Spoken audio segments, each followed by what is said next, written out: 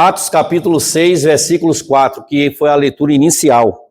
Irmãos, a oração ela é o combustível, o oxigênio do espírito humano e da alma humana. Assim como nós precisamos do ar, do oxigênio, precisamos o automóvel, o meio de transporte precisa do combustível, assim nós, no aspecto espiritual, precisamos da oração. Sem oração, sem o relacionamento com o Senhor através da oração, fica impossível a gente ter resposta e ter a manifestação de Deus. A oração, ela é um meio que o Senhor disponibiliza para nós nos relacionarmos com Ele. Já falamos aqui que quando a gente lê a palavra, a gente pregou isso no domingo passado, ao ler a palavra, ao ler a Bíblia, nós estamos ouvindo o que Deus tem para falar conosco. Nós estamos sendo ministrados e recebendo a resposta e os fundamentos dele. Mas quando nós oramos, nós estamos nos relacionando nesse nível, que é o nível de falar com o Senhor. E perdemos muito como igreja, perdemos muito quando nós deixamos de orar e permitimos que as situações, os problemas, toda a sorte de problema que surge, a gente não leva a ele em oração. A gente permite que toda essa situação venha nos absorver.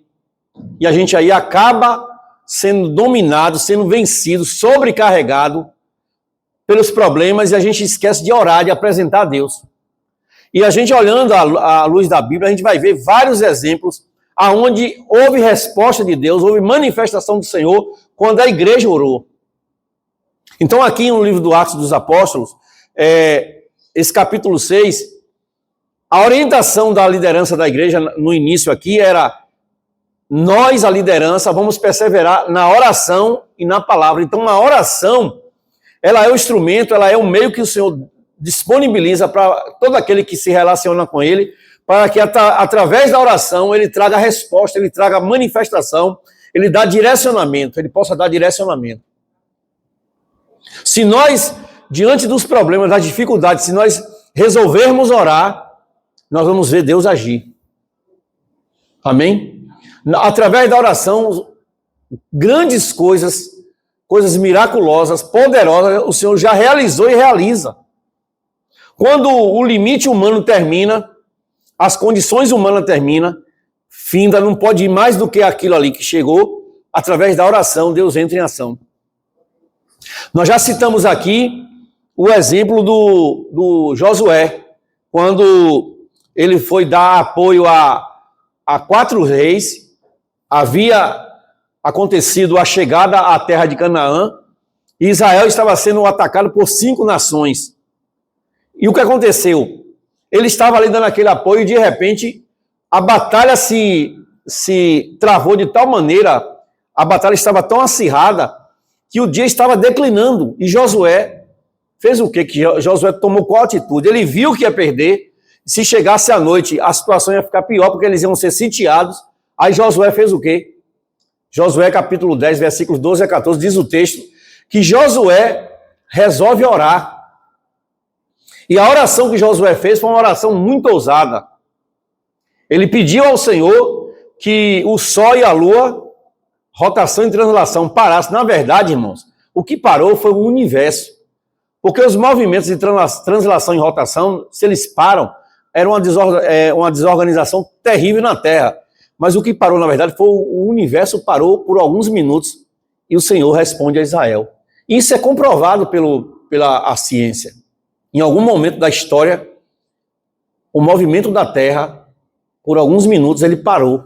E foi o suficiente para o Senhor dar resposta a um homem que orava. O texto diz lá nos versículos 14 de Josué 10, que o Senhor assim respondeu a Israel, porque ouviu a oração de Josué. Imagine, um homem ora pedindo algo sobrenatural a Deus, que vai de encontro à ciência, e Deus responde. E por que será que Deus respondeu? Porque estava dentro do princípio que Deus queria. Aí a gente pode perguntar assim, pode questionar, mas quantas vezes eu oro e Deus não responde? A gente vai ver aqui no decorrer da mensagem que existe princípios para que orações sejam respondidas. E um desses princípios é o momento de Deus, é a hora de Deus agir. Tem orações que você vai fazer hoje, ou já vem fazendo, e a resposta só vai vir daqui a algumas horas, daqui a alguns dias, semanas, anos, meses e anos. Você não vai ter a resposta logo, mas você vai ter depois. Qual é o problema? O problema maior é que nós somos imediatistas. Nós queremos respostas imediatas, queremos respostas logo, e na forma de Deus responder, na forma do Senhor se manifestar, não é desse jeito, não é assim que ele age. Amém? Então a gente vai ver que através da oração, quando a gente ora, quando nós como igreja, a gente coloca diante de Deus em oração, haverá a resposta de Deus. Haverá a manifestação de Deus. Já demos aqui um exemplo, já falamos isso aqui em outras ministrações, que o Senhor responde à oração de um homem que precisava vencer uma batalha naquela época. E o Senhor faz com que o universo, por algum momento, ele para o movimento de rotação. Ele para. E o Senhor responde. E ele conseguiu vencer aqueles reis. Ele conseguiu vencer aquela batalha. O que é que a gente aprende? Qual é o princípio que a gente aprende quando a gente olha para o livro de Josué, capítulo 10, do 12 a 14, e vê essa história real? O que é que a gente aprende? Qual é a lição? O que Josué estava orando, aquilo que Josué estava colocando diante de Deus, era algo que estava dentro do propósito de Deus. Aí o Tiago, na sua carta, lá em Tiago capítulo 4, versículos 3, ele vai falar assim: pedes ou pedis e não recebeis, porque pede o quê? Para gastar o quê? Nos vossos deleites. A palavra vai dizer, no livro de Provérbios, que a bênção do Senhor, ela enriquece e não o quê? Quando o Senhor responde, quando Cristo responde, uma oração, uma intercessão nossa, uma petição nossa, o objetivo de ele trazer resposta é para que, através daquilo que nós estamos pedindo, outras pessoas sejam o quê? Sejam alcançadas, abençoadas. Ele vai dizer lá na carta de Tiago que a gente pede, mas pede mal. Tem pessoas que pedem só para si. Esse é o problema. Aliás, quando a gente olha para alguns textos da palavra de Deus, a gente vai aprender com o povo de Israel que na cultura judaica, geralmente no Antigo Testamento, a forma de oração não era algo pedindo para si. Se você olhar as grandes manifestações que o Senhor fez no passado, através de orações, de intercessões de profetas e reis, a gente vai observar que eles não pediam para ele, não. Vocês querem um exemplo? O profeta Elias, quando ele enfrenta os profetas de Baal, quando o país, a nação estava debaixo de uma apostasia, e ali havia uma situação totalmente distorcida. O que aconteceu ali? A oração de Elias foi para que Deus fizesse o quê? Algo para ele ou para a nação? Para restaurar a nação, para fazer o povo de Israel voltar a ter comunhão com ele. Elias não pediu para ele, não, pediu para a nação. Daniel, capítulo 9, vai dizer que quando Daniel, ele tinha uma posição privilegiada no governo babilônico, e ele, por conhecer a lei, por conhecer o livro da lei, ele conhecia as profecias, e quando ele olha lá e lê, ele percebe que os 70 anos de cativeiro já havia terminado. E quando a gente pega o livro de Daniel, abre no livro de Daniel, capítulo 9, a gente começa a ler, a gente vai observar alguns princípios interessantes sobre oração. Que muitas vezes nós vamos estar orando e a gente não está colocando em prática esses princípios. Eu quero convidar você que está com a Bíblia aí a abrir Evangelho de Lucas, capítulo 18. É um texto conhecido, Lucas, capítulo 18, versículos de 9 a 4. Todos acharam?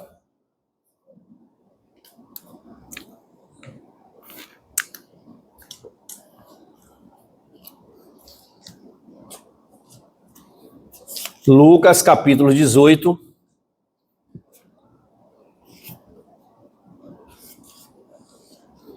Versículos de 9 a 4. Ou a 14, melhor dizendo. Diz assim o texto, ó. E disse ele, Jesus, essa parábola a uns que confiavam em si mesmo, crendo que eram justos e desprezavam o próximo aos outros. 2 homens subiram ao templo a orar. Está vendo? Oração. Um era fariseu e o outro era publicano, ou cobrador de impostos. O fariseu, de pé, orava para ele mesmo, desta maneira: ó Deus, eu te dou graças, porque não sou como os demais homens, roubadores, injustos, adúlteros, nem ainda como esse publicano ou esse cobrador de imposto. 2 vezes na semana eu jejuo e dou os dízimos de tudo quanto tenho, de tudo quanto ganho. Agora preste atenção aos versículos 13. O cobrador de imposto ou publicano, de pé, porém, de longe, nem ainda levantava os olhos ao céu, mas batia no peito e dizia: ó Deus, tem misericórdia de mim, que sou o quê? Pecador. Irmãos, aqui está o maior princípio para que a oração ela seja respondida, para que Deus se manifeste. O maior princípio aqui chama-se arrependimento, chama-se entrega. Quando nós oramos ao Senhor e nós há arrependimento da nossa condição, pode ter certeza que o Senhor vai responder. Pode ter certeza que a sua oração, a nossa oração, terá resposta. A gente observa hoje as pessoas fazendo oração a Deus de uma maneira muito assim absurda. A gente vê em alguns locais aí as pessoas colocando Deus na parede, como se Ele é o Senhor e Cristo é o escravo, é o servo. Ou é ou não é, ou dá. Você entendeu isso aí? Está se invertendo os valores da oração. Aí vai cantar aquele hino que todo mundo conhece. Se Deus fizer, Ele é. Como é o refrão do hino do louvor? Se Deus fizer, Ele é Deus. Se Deus fizer, Ele é Deus. E se não fizer? Se não fizer, Ele é Deus. Se a porta abrir, Aí. Ele é Deus. Aí vai cantar esse hino, né? Mas na oração não está colocando em prática isso aí. Você viu aqui a postura desses dois homens? O fariseu, que era o conhecedor da lei, um doutor da lei, eram os radicais da lei, e o publicano, que era um judeu e que havia adquirido, com valores altos do governo romano, havia adquirido o título para poder cobrar impostos. Era reputado como uma pessoa traidora da nação de Israel. Aí o fariseu vai orar e coloca diante de Deus toda a arrogância dele. A gente vai observar hoje algumas pessoas orando, irmãos, a coisa é séria. As pessoas vão orar, aí faz aquela oração bonita, né? Só que o Senhor conhece o que está lá dentro. Antes mesmo dele falar, Jesus já sabe. Então a oração ela tem alguns princípios. O primeiro princípio é arrependimento. Daniel capítulo 9, quando ele ora, e ele percebe pelas profecias e pelo livro da lei que os 70 anos de cativeiro na Babilônia havia terminado, mas o povo estava lá dentro de Babilônia cativo ainda. Aí ele vai orar, ele diz: Senhor, olha, eu reconheço que nós como nação pecamos. O texto diz que ele foi em jejum, com um pano de saco, que significava humilhação, e se coloca diante de Deus e intercede. Os capítulos 9 todos é a oração de Daniel praticamente. Quando chega nos capítulos, ainda no capítulo 9, e o capítulo 10 diz que Daniel estava orando e o Senhor responde a ele: olha, Daniel, desde o primeiro dia que você orou, colocou seu coração, se humilhar na minha presença e se derramar, eu ouvi sua oração. Mas ali houve o quê? Você que conhece o texto, aconteceu o que ali? Aconteceu uma oposição. Baseado no governo daquela época, diz que o príncipe da Pérsia se colocou no meio. Na verdade, é um principado maligno que queria impedir a resposta de Daniel. Mas Daniel havia se colocado diante do Senhor de maneira arrependida pela nação. Entendeu isso aí? Quando a gente olha para a oração do Pai Nosso, que é a oração modelo que Jesus ensinou, o que é que diz lá a oração do Pai Nosso? Pai meu que está no céu, é assim? É assim que está lá? Pai nosso. Por que nosso? Está falando de todos. Então a gente aprende que o próprio Jesus ensinou a oração, que na oração do Pai Nosso é orando por todos.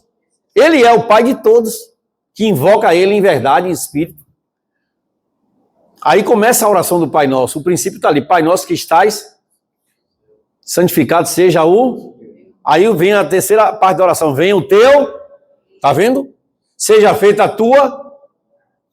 E a oração continua: perdoa as nossas dívidas. Está falando no plural, gente. Então, o princípio principal da oração para Deus responder, qual é? Arrependimento. Se a gente vai orar, vai pedir algo ao Senhor, vai perguntar a Ele algo, vai pedir a Ele que nos direcione e nos responda, tem que haver da nossa parte arrependimento. Tem que haver quebrantamento. Você viu aqui nesse texto aqui do publicano e do fariseu? O fariseu, em momento algum, mostrou ser uma pessoa humilde. Pelo contrário, ele ainda apontou o próximo. Ó, eu sou dizimista, eu jejuo, religiosidade. Ele estava mostrando que ele era apenas religioso. Nós, como povo cristão, como povo evangélico, a gente comete muito esse erro, você sabia? Alguns irmãos, geralmente dia de hoje, né, primeiro dia da semana, geralmente se separa para orar, para jejuar, né? Aí o outro irmão desavisado, aquele irmão cortês, né? Vai lá e convida o irmão para comer alguma coisa. Não, irmão, estou no óleo, estou jejuando. Você já não era para você fazer isso. Quando você estiver orando, só basta saber você e Deus. Quando você estiver fazendo seu propósito, é você e Deus. Ninguém precisa ficar sabendo. Jesus, ele reprovou esse tipo de conduta. No Evangelho de Mateus, ele vai falar isso, capítulo 6. Ele vai dizer, quando você jejuar, orar, não se mostre como os religiosos, que quer aparecer às pessoas que estão fazendo isso. Tem irmãos que querem mostrar que ele está orando e jejuando. Aí eu pergunto, existe arrependimento nisso aí? Não. O fator principal, o princípio maior da oração é arrependimento, irmão. E o que é arrependimento? O que é que você entende por arrependimento? Me diga aí o que é que significa arrependimento. A palavra vem do original grego, significa o quê? Mudança de mente e de atitude. Eu não posso ter as mesmas posturas que eu tinha antes. Não é assim? Quando nós não conhecíamos a palavra, nós não éramos conhecidos de Deus, a gente achava que era, né? Aí a gente seguia, digamos assim, um sistema religioso. Como é que a gente fazia? A gente cumpria todas as obrigações, né? Se a gente pertencesse a algum tipo de credo religioso, a gente tinha que vestir roupa de tal cor, tal dia, tinha que fazer tal ritual, tal dia, não era assim? Todo mundo tinha que saber que fazia parte daquele rito, daquele credo. Só que quando a gente é alcançado, o Senhor nos alcança pela graça, pela misericórdia e pelo amor dele, agora as coisas mudam de figura, gente. A gente não precisa mais ter essas posturas religiosas. É algo entre você e Deus. É algo pessoal. Amém? Então, a oração, a primeira realidade da oração, o primeiro princípio é o arrependimento. Se não tiver arrependimento, não vai ter resposta. Muitas vezes, a gente vai ver no Antigo Testamento, a gente vai ver o Senhor reprovando a nação de Israel, não respondendo como eles queriam, por quê? Porque não havia arrependimento. E o Senhor permitiu o pior. Mas quando havia arrependimento, o Senhor ia lá e agia. Todas as vezes que você lê no Antigo Testamento alguma passagem, algum texto, que está mostrando Israel debaixo de situação de jugo, pode observar que ali havia o quê? Desobediência a Deus. Ali não havia uma postura de humildade. O Senhor permitia. O Senhor permitia as nações que eram inimigas virem e oprimir Israel. Mas todas as vezes que Israel se humilhava, que Israel buscava a Deus, reconhecia seu erro, aí havia o que de Deus, da parte de Deus? Resposta. E hoje até assim, até hoje é assim. Hoje é dessa forma que ele vai responder. É dessa forma que ele vai se manifestar. Então, a primeira realidade é essa que eu falei, arrependimento. Eu quero que você abra aí, por gentileza, Mateus capítulo 7. Mateus capítulo 7. Todos acharam? Mateus 7, um texto bem conhecido de todos nós. Versículos 7 e 8.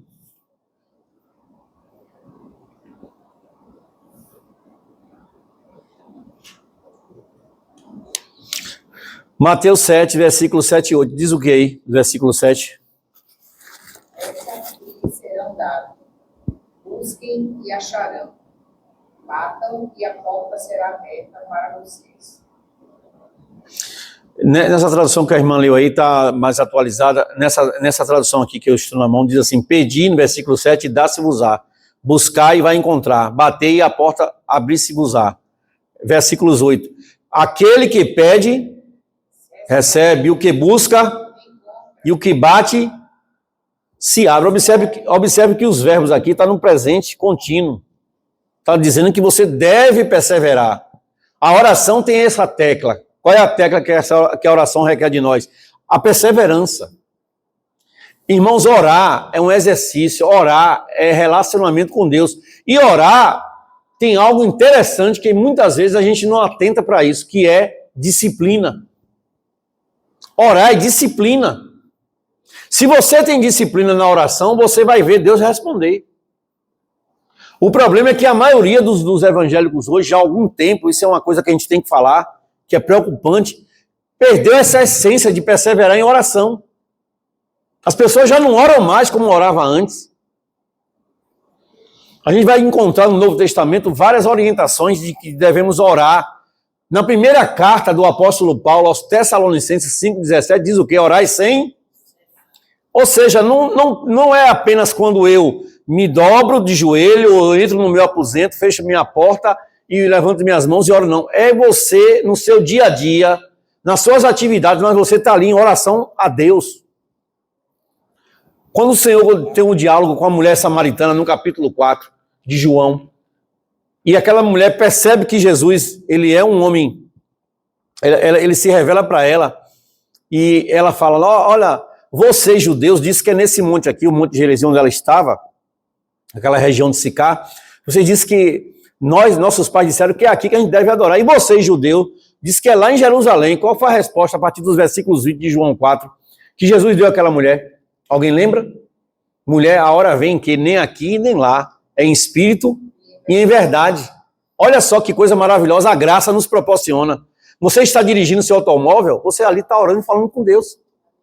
Você está dentro da sua casa fazendo suas atividades domésticas, você está ali orando e falando com Deus. Está tomando seu banho, está orando e falando com Deus. Não precisa geograficamente ou, digamos assim, fisicamente eu me dobrar, não. O Senhor conhece o que está dentro do seu íntimo. Ele sabe da intenção do seu coração. A religião, a religiosidade nos impõe esses modos, né? Essas ideias, essas, digamos assim, condutas que muitas vezes não vai influenciar em nada. Só vai nos levar a ficarmos mais religiosos. Não, eu só vou ter resposta de Deus se eu entrar no meu quarto, dobrar meu joelho. E se você não puder dobrar o joelho, e aí? Como é que fica? E se alguém estiver diante de você, no meio da rua, precisando de uma oração ali, desesperado, você, não, peraí que a gente vai procurar aqui, fazer como alguns aí fazem, que tem que chegar em um determinado horário, pegar a bússolazinha, virar para onde está a sede daquela nação, botar um tapete e ir ali orar, imagine. E se tiver caindo naquela chuva como caiu hoje? Você vai orar no meio da rua debaixo de chuva? Vai ficar ali exposto? Você entendeu como essa questão religiosa é muito perigosa? Ela nos leva para extremos que não vai adiantar em nada. Não vai adiantar em nada. Então Jesus chega para aquela mulher samaritana e diz assim para ela, olha, os verdadeiros adoradores adorarão o Pai em espírito e em... E esses são os que o Pai procura. Não é aqui nem lá. É onde você estiver. É onde você se encontra. É ali que ele vai se manifestar. Amém? Eu conheço pessoas, irmãos, que estava... eu conheço pessoas que estava... Carlos. Parou? Eu conheço pessoas, irmãos, presta atenção, ó. Eu conheço pessoas que estavam na rua, olha só a experiência. Estava na rua, no meio de uma multidão de pessoas, de gente, num centro financeiro, e de repente aconteceu um furto, um assalto, um furto. A pessoa tinha acabado aquela pessoa ali que veio correndo, tinha acabado de cometer um furto, tomou alguma coisa de valor de uma pessoa, parece que foi um relógio, ou foi algo de mais valor, e veio correndo, e ele vinha sendo perseguido. E o que aconteceu? Ele percebeu que ia ser alcançado, o que foi que ele fez? Ele viu o irmão, não sabia que ele era um irmão, e resolveu abraçar o irmão. Aí o irmão abraçou ele, para poder disfarçar, né? Ele queria se disfarçar, para ninguém conseguir pegar, né? Aí o irmão pegou, o irmão não sabia o que estava acontecendo. Aí o irmão abraçou ele, aquele homem que tinha acabado de cometer um delito, abraçou ele e começou a dizer para ele assim: Jesus te ama. Não foi você que quis me abraçar, não. Foi o Senhor que trouxe para acontecer isso aqui. Abraçou e disse assim: eu posso orar por você? Aí aquele homem que tinha cometido aquele delito começou a chorar igual criança. Começou a chorar compulsivamente, chorar, e disse assim: ele é afastado da fé. E ele acabou de cometer um delito, eu acabei de tomar ali um objeto de valor, as pessoas estão atrás de mim, por isso que eu abracei você aqui, para ninguém não me identificar no meio da multidão. Mas se aquela pessoa, aquele irmão que abraçou ele, que recebeu o abraço dele, resolvesse repugnar ele e não orasse ali naquele momento com ele, você acha que Deus ia agir, ia levar ele ao arrependimento? Não ia, não. Ele ia continuar correndo com o objeto do delito dele, certamente ia ser alcançado e a situação não ia ser boa. Imagine que situação maravilhosa aconteceu ali, né? Em meio a algo errado, Deus permitiu que aquele homem corresse para um cristão, um irmão, e se abraçasse, e aquele irmão ali foi usado por Deus para orar por ele, falar do amor de Cristo para ele, ele se quebrantou. E aí o irmão orientou ele: ó, você vai continuar nessa vida, você vai continuar fazendo o que você está fazendo. E ele ali, em questão de minutos, foi convencido que ele precisava procurar uma maneira de devolver o que ele roubou, o que ele tinha furtado. Você entendeu isso aí? Então, assim, irmãos, a oração, ela é o instrumento que Deus disponibiliza para nós, uma arma poderosa, e muitas vezes a gente não está fazendo uso da oração como deveria. Aqui nesse capítulo 7 de Mateus, aqui tem um princípio. Qual é o princípio? Perseverar. Isso aqui fala de pedir, dar-se-vos-á, fala de você ter disciplina. Agora, eu já falei isso aqui em outras ministrações, e estou falando hoje novamente aqui, ó. Sabe qual é o problema, irmãos? Nós não queremos gastar tempo, investir tempo naquilo que é um princípio de Deus. A gente perguntou aqui na pregação passada, a gente perguntou aqui qual é o tempo que a gente gasta lendo Bíblia. Ou quanto tempo, ou quantos livros da Bíblia a gente já conseguiu ler esse ano. Nós já vamos, daqui a mais uma semana, mais ou menos, menos de 15 dias, nós já vamos terminar, vamos entrar no último mês do primeiro semestre de 2025.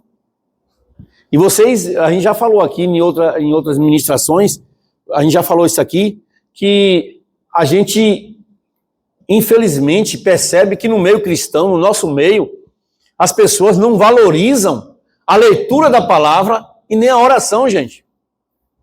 A Bíblia, ela não está sendo valorizada como deveria. Vocês lembram a pregação que a gente fez no domingo passado? Vocês lembram o que foi que eu falei aqui? Que vai chegar um momento, presta bem atenção nisso aqui, ó. Isso aqui é sério.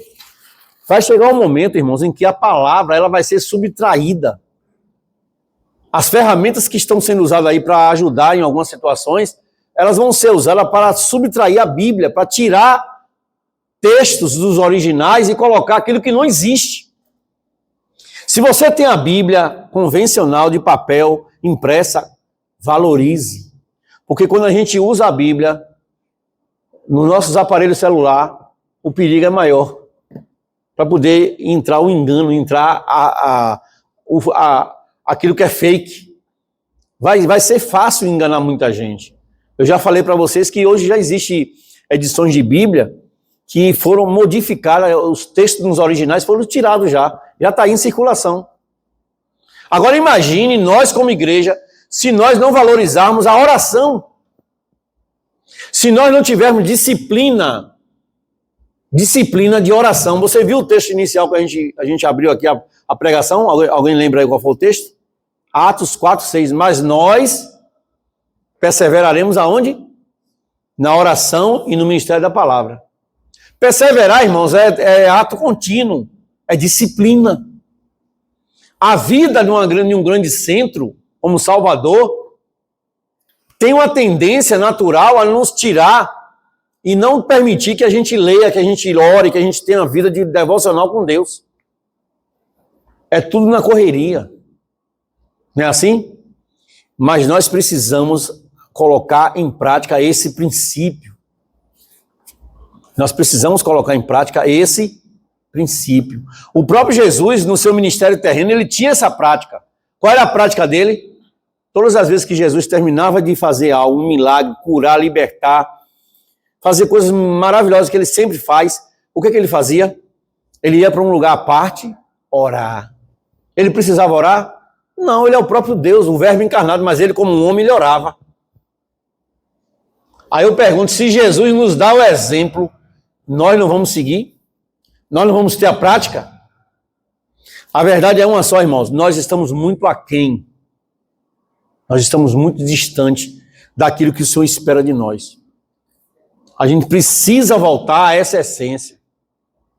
A gente precisa voltar a uma vida de oração, de intercessão, de busca, de relacionamento com Deus. Qual foi, já falei isso aqui, vou repetir, não tem problema nenhum repetir isso aqui, que vale a pena. Qual a diferença da igreja do primeiro momento para a igreja de hoje? O texto que a gente acabou de ler. O texto que a gente fez a abertura aqui, da pregação. A igreja do primeiro momento, irmãos, ela tinha vida de oração. A igreja orava. O povo ali orava. Mas o contexto era outro, a realidade era outra. Sim. Mas o princípio continua o mesmo. A pergunta que eu quero deixar aqui para a nossa reflexão hoje é: por acaso o Espírito Santo é outro ou é o mesmo Espírito Santo?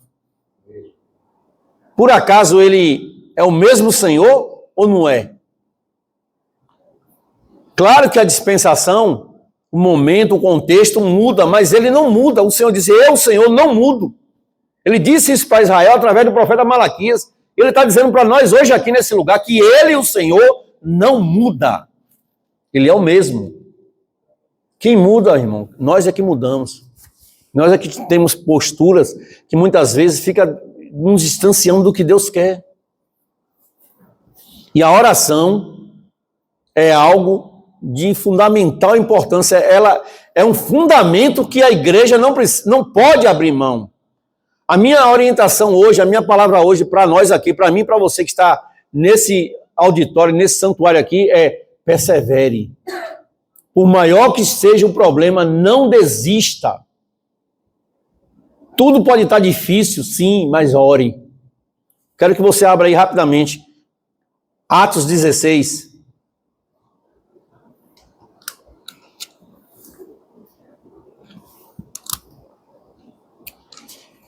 No domingo passado nós falamos aqui, baseado no primeiro livro de Crônicas 34, nós falamos de um rei chamado Josias, que foi o rei mais novo de Israel, e aquele rei, quando ele assume, quando ele ascende ao trono, quando ele chega quando ele chega, aquele rei, quando ele é colocado no trono, quando ele assume, o que aquele rei faz? Ele chama os escribas, chama os sacerdotes, os levitas, e fala assim: olha, vamos começar a reforma pelo templo.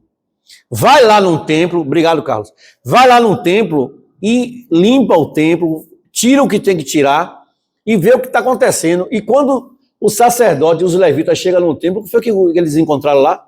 Lembra da pregação de domingo? Acho que vocês não lembram. Eles encontraram o que lá?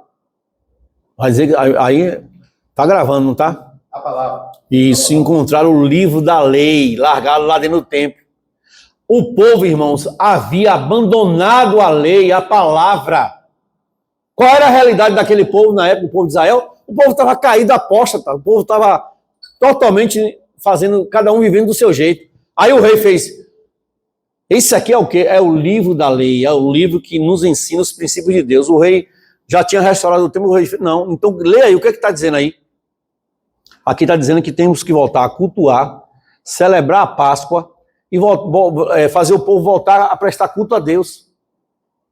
O rei imediatamente, o rei Josias, restabelece tudo. O culto, a leitura da palavra, e quando começou a ser lida a palavra, a lei, o povo começou a se quebrantar, o povo começou a se arrepender. Irmãos, a exposição da palavra, junto com a oração, traz quebrantamento, traz arrependimento, traz renovo. O problema é que a gente não está buscando isso. Um texto bem conhecido, segundo o livro de Crônicas 7,14. Se o meu povo, que se chama, se humilhar e orar, eu ouvirei dos céus e sararei a terra. A terra não é o solo, só o solo, não. A terra somos nós, irmão. Porque nós viemos do pó. Na nossa composição aqui, ó, existe elementos da terra. Eu ouvirei e sararei. Os meus ouvidos estarão atentos à oração desse lugar. Deus falando para Israel e falando para nós hoje. O problema, irmãos, é que muitas vezes nós fazemos igual Israel fez. A gente pega a Bíblia, como já falamos aqui, e a gente pega a Bíblia e bota lá na estante, na nossa mesa de escritório, numa gaveta, chega num carro, né? Ali como é que fala, Carlos? No painel do carro, e a gente abre e coloca ali, deixa ali aberto no Salmo 23, Salmo 91. Tem uns que já não querem nem mais o Salmo 23 nem o 91, agora é o 70. O 70 é apressa-te, ó Deus. E aí deixa aberto lá e a Bíblia fica ali, um livro comum, tomando sol, poeira, é um material de qualidade. O que é que vai acontecendo? Ela vai ficando toda contorcida e é um amuleto. E ela só tem valor, irmãos, acompanhada da oração, quando a gente coloca em prática. Amém? O salmista disse isso. A gente citou isso aqui na última pregação. Salmo 119, versículos de 9 a 11. Como um jovem vai poder se guardar, se purificar, guardando a tua palavra no meu coração, para eu não pecar. Guardar, irmão, não é lei guardar, não. Guardar é prática. Guardar é prática. Vocês abriram aí no livro que eu falei? Atos. Atos 16. Vamos ver? Atos, capítulo 16. Texto bem conhecido. O texto vai dizer aí que Paulo e Silas, eles chegam na cidade de Filipos. O que acontece lá? Eles chegam naquela cidade, começam a ministrar a palavra, e quando eles começam a ministrar a palavra, algo aconteceu naquele lugar. Olha só aí os versículos de número, a partir dos versículos de número 16. Quem pode ler aí os versículos 16 e 17? Aconteceu que, indo nós para o lugar de oração... Ó, oração, tá vendo? Veio ao nosso encontro um jovem possuída de espírito adivinhador, a qual, adivinhando, dava grande lucro aos seus donos. Segura um pouquinho aí, ó. Paulo chega na cidade de Filipos, o que é que ele faz? Eles tinham como hábito, ao chegar em alguma localidade, eles tinham como hábito se juntar com a igreja que já estava lá, e eles iam sempre orar. A igreja do princípio, do início, a chamada igreja primitiva, ela tinha como marca, irmão, a oração. Hoje, nós olhamos para a igreja atual, do contexto atual, a gente não vê a igreja com esse propósito de oração. A gente não vê a igreja querer orar. Irmão, se a gente valorizasse a oração, a gente ia ver tantas maravilhas que Deus faz, e Ele é poderoso para fazer. Se a gente orasse mais, se relacionasse com Ele, através da oração, é tanta coisa que Ele tem para fazer, mas Ele não tem se manifestado porque a gente não tem orado. Você sabia disso? Ele não tem se manifestado porque a gente não ora. Essa experiência aí que eu contei aqui, a gente mencionou aqui de Josué, eu vivenciei essa experiência alguns tempos atrás aí, num subúrbio de Salvador. A gente estava num bairro chamado Fazenda Coutos, com 165 pessoas para receber ajuda de alimento, de cesta de alimento e de proteína. E quando nós paramos ali a van carregada com cestas com proteína, além daquelas 165 mulheres, tinha aproximadamente umas 300 pessoas. E estava igualzinho hoje à tarde, chuva, irmão. Chuva. Todo mundo molhado. Aí eu também comecei a tomar chuva e falei para eles assim, para aquela multidão, tinha uma caixa de som, um microfone, eu falei, vocês creem que através da oração de vocês, Deus pode fazer essa chuva parar? A multidão toda disse, a gente crê. Eu digo, levante as mãos para o céu. Aquelas 300 pessoas, irmão, levantaram as mãos para o céu. Aí tinha aquele povo lá que gosta de zombar, começaram a zombar. Eu digo, não dê atenção quem está brincando, quem está zombando. Vamos orar. E oramos, irmãos. Oramos. Pedimos ao Senhor que cessasse aquela chuva para que a gente fizesse aquela ação. Acabou a oração, terminou a oração, a chuva cessou. O céu abriu, irmão. O que era nuvens densas de chuva, abriu e veio o sol. E a gente ficou ali há 1 hora aproximadamente, entregamos todas as cestas, todas as placas de ovos. Quando a gente finalizou, que a gente entrou na van e saiu, a chuva desceu. E aí, alguém que estava naquele ambiente que se dizia não crer em Deus, me procurou e disse assim, há muito tempo que eu nunca tinha visto isso. E ele confessou com os próprios lábios dele, dizendo, eu já fui cristão, já frequentei a igreja, e hoje eu vi um milagre aqui. O que aconteceu? Aquele rapaz que fez aquela confissão, diante do que Deus fez, todas as vezes que a gente estava em algum ambiente que ele estava perto, ele pedia para a gente orar. Ore aí. Você entendeu? A oração, irmãos, a oração da igreja que estava ali naquele lugar teve efeito. O apóstolo Tiago vai dizer que a oração feita por um justo tem o quê? Tem eficácia, tem efeito. Aí você pode dizer assim, mas eu não estou me sentindo bem, eu estou me sentindo fraco, eu não vou orar. Não, meu irmão, ore. Ore porque o Senhor escuta a sua oração. Ele escuta e Ele é poderoso para te responder. Vamos aqui, Atos 16. Agora a irmã leu aí os versículos 16, não foi isso? Aí diz assim, essa jovem seguindo, versículo 17, seguindo a Paulo e a nós, clamava dizendo, esses homens que nos anunciam o caminho da salvação são servos do Deus Altíssimo. E ela fez isso por muitos dias. E Paulo, inquieto, voltou-se e disse ao Espírito que estava nela, em nome de Jesus Cristo eu te mando que saia dela. E na mesma hora saiu. 19. E vendo os seus patrocinadores senhores que a esperança do seu lucro havia perdido, prenderam a Paulo e a Silas, levaram até a praça, a presença das autoridades magistradas, e os apresentando, disseram, esses homens, sendo judeus, perturbam a nossa cidade e nos expõem costume que não nos é lícito receber nem praticar, pois somos romanos. E a multidão se levantou, unida contra Paulo e Silas, e os magistrados, as autoridades, rasgaram-lhe as vestes e mandaram açoitá-los com vara. Havendo-lhes dado muitos açoites, os lançaram na prisão, dando ordem ao carcereiro que os guardasse com segurança. O carcereiro, 24, o qual, tendo recebido tal ordem, os lançou no cárcere interior e lhes segurou os pés com correntes, algemas, num tronco. Agora presta atenção, versículos 25. Perto da meia-noite, já era quase meia-noite, Paulo e Silas faziam o quê, gente? Oravam e louvavam, hinos a Deus. E os demais prisioneiros os escutavam. Irmãos, qual era a realidade de Paulo e Silas aqui? Fisicamente e emocionalmente? Eles estavam dilacerados, acabados, irmão. Cada um aqui recebeu 40 açoites menos 1, 39, de vara. E não foi açoite qualquer não, açoite de vara nas costas. Eles estavam todos quebrados, irmão. A condição aqui, a realidade aqui era contrária a eles. Mas o texto diz que eles oravam e louvavam a Deus. O que significa isso? O princípio que nós citamos aqui, perseverar, irmão.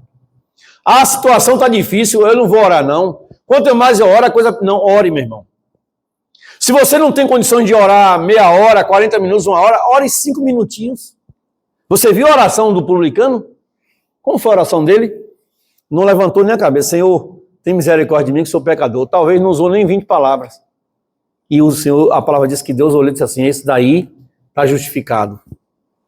Esse daí desce do templo justificado, entendeu? Então, Paulo e Silas, irmãos, eles estavam ali acabados fisicamente, psicologicamente, mas eles oraram, louvavam a Deus. Aí eu te pergunto, quantas vezes você e eu, nós estamos diante de situações adversas, aonde nós estamos psicologicamente arrasados, as notícias, as circunstâncias são contrárias, e a gente ali não quer orar. É natural isso, mas quando você se coloca diante de Deus e diz, Senhor, olha Senhor, eu estou fragilizado, essa é a minha realidade, mas eu estou aqui me derramando na tua presença. O que vai acontecer? Vamos ver aqui o texto. Olha aí os versículos 26, ó. Vamos ler aí os 26 e os 27, vamos ler aí? Lê aí os versículos, só o 26 só. Quem pode ler os versículos 26 aí em voz alta? De repente sobreveio tamanho terremoto, que sacudiu os alicerces da prisão, todas as portas se abriram e as correntes de todos os presos se soltaram. Irmãos, através da oração desses dois homens, através da disposição deles em orar e louvar, a presença de Deus, que aqui está identificada como se fosse um terremoto, se manifestou. entrou naquele ambiente, portas foram abertas, grilhões foram quebrados. Que coisa maravilhosa. E o mais importante aqui é que aquele carcereiro foi alcançado. O texto vai dizer mais adiante aí que ele queria se matar, ele queria dar fim na vida dele, porque ele sabia que o governo romano iria puni-lo. E aí foi alcançado ele e a família toda. O que é que a gente aprende aqui para a gente finalizar essa mensagem de hoje? O primeiro princípio aqui é o arrependimento, mas aqui tem um princípio maravilhoso, perseverança. Eles oraram, irmãos, e o Senhor se manifestou. E ele se manifestou de que maneira? Quebrando grilhões, cadeias. Talvez você não tenha ideia, mas a partir dessa palavra aqui, eu vou te falar uma coisa, da parte de Deus aqui. Quando você ora, quando você coloca diante de Deus situações, circunstâncias, que aos olhos humanos parece ser impossível, não se iluda não, haverá manifestação de Deus. Haverá manifestação de Deus. E o Senhor é fiel, irmãos. A palavra diz que os ouvidos dele não estão o quê? Tapados, nem a mão dele encolhida para que não possa ouvir e responder. Tiago, eu já falei aqui, Tiago disse que a oração feita por um tem eficácia, tem poder, tem resposta. Agora o que acontece? Nós como igreja precisamos voltar a essa essência de orar, de separar tempo para oração, de separar tempo para buscar a Deus. Orar, repito, orar é relacionamento com Deus. Orar é se relacionar com Deus. E a melhor maneira, a maneira mais rápida e eficaz de nos relacionarmos com Ele é com a oração, irmãos. É através da oração. E no passado, muitos homens e mulheres viram a resposta de Deus através desse meio de comunicação, de relacionamento, através da oração. Eles oravam, eles perseveravam, e o Senhor respondia. Amém? Que haja em mim, em você, em nós que estamos aqui nessa noite, que haja essa disposição e esse posicionamento de querer se relacionar com Deus através da oração. E saiba disso, meu irmão. Saiba disso, você que está aqui, você que está sendo alcançado por essa palavra. Não vai ficar uma oração sua sem Deus não trazer resposta, haverá resposta. Agora, grave isso aqui no seu íntimo aí, ó, no seu espírito. Talvez a resposta pode não ser agora. Talvez a resposta pode não ser agora. Eu vou só citar um exemplo aqui, ó. Se você quiser depois, você pode ler em casa. Primeiro livro de Samuel, capítulo 1, conta a história de uma mulher chamada Ana. Qual era a realidade de Ana? Ela era mulher de um homem chamado Elcana, eles eram judeus, mas a palavra diz que aquela mulher ela era estéril. Ela não concebia, ela não gerava. E na cultura judaica da época, a mulher que não tinha filho, ela era reputada como mulher o quê? Menosprezada. Era tida como uma pessoa sem valor. Aí, um acordo entre eles naquela época dizia que o homem poderia ter outras mulheres ou outra mulher para dali suscitar descendência, e foi o que aconteceu. Elcana, o marido de Ana, então passou a ter relacionamento com uma mulher chamada Penina. E Penina todo ano dava filha a Elcana. E aquilo foi fazendo Ana ficar de que maneira? Abatida, triste. Ela foi ficando depressiva. Mesmo participando dos cultos, mesmo indo ao tabernáculo, prestar culto a Deus, disse que ela dava a melhor oferta, que Elcana orientava, dava ela para que ela desse a melhor oferta, mas ela era uma mulher triste. E aí diz o texto que ela entra no santuário e começa a se derramar diante de Deus. Aqui é um outro princípio importante de oração, irmãos. O arrependimento, a perseverança tem que ser precedido também, tem que ser colocado em prática, o doar-se, o quebrantar-se. E diz que Ana começa a orar, começa a se derramar diante de Deus, o sacerdote ali pensa que ela estava embriagada e falou assim, a esta hora do dia você já está embriagada dentro do templo? Ela disse, não. A resposta dela para o sacerdote ali foi assim, ela é uma mulher atribulada de espírito e aqui estou derramando a minha alma diante de Deus. E aí o sacerdote estendeu a mão sobre ela e abençoou ela. E ela fez um voto a Deus. Qual foi o voto que ela fez? Alguém lembra? Se o Senhor me der um filho homem, eu te devolverei a ele para te servir. Irmãos, e o que aconteceu? Diz o texto que naquela mesma noite, ao sair do santuário, ao sair do tabernáculo, voltar para sua tenda, ela e o marido tiveram o encontro deles e ali ela gerou. E nasceu quem depois? Samuel. E Samuel foi quem para Israel? Alguém lembra? A resposta, 9 meses depois, foi Samuel nasce, é entregue num santuário para servir, depois que foi desmamado, com 3, 4, 5 anos mais ou menos, e ali ele ficou sob os cuidados de Eli. Samuel foi sacerdote, Samuel foi governante e profeta, irmão. Um homem que teve um ministério triplo, mas primeiro ela orou, primeiro ela se doou a Deus, ela se quebrantou e a resposta veio. O problema é que nós muitas vezes queremos a resposta imediatamente. Não é assim, gente. E às vezes a gente quer, igualzinho aqui o fariseu que a gente viu aqui, ó. Ó, eu sou dizimista, todo mês eu entrego meu dízimo. Eu já falei aqui, vou repetir, irmãos. Dizimar não é prerrogativa para você reivindicar nada de Deus. Você sabia disso? Dizimar não é prerrogativa para você chegar diante de Deus e dizer, ó, eu quero assim assado. Porque na graça, se você acha que dizimar é alguma coisa, 10% não é nada. 10% era para Israel. Era obrigação para o povo de Israel. Na graça, o que Deus te dá, o que Deus faz por você, uma parte não quer dizer nada. E a gente se doa tão pouco, né? A gente está aqui agora já praticamente finalizando o culto, já estamos finalizando a mensagem. Daqui a alguns minutos vamos voltar para a nossa casa. A gente passou aqui menos de 2 horas no máximo. Mas durante o dia inteiro, o que foi que a gente se doou para Deus? Um dia tem 12 horas. A gente se doou o que para Deus? A gente se doou o que de que forma para o próximo? A gente só pensou em nós. Entenderam isso?